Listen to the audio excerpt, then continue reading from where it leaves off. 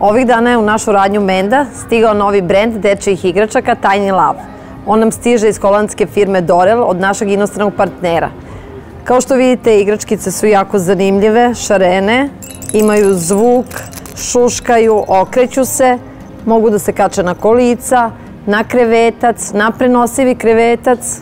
Ako želite da obradite vaše mališane, u našoj radnji imamo veoma veliki izbor igračkica Tiny Love, koje svašta rade. Meni lično iz brenda Tiny Love najviše se dopada vrteškica za krevetac, jer dok je beba mala može da se okreće, sluša muziku i da gleda u nju. Kad poraste, gornji deo se skida, ostaje donji deo gde dete može samo da uključi kada želi muziku i da isključi.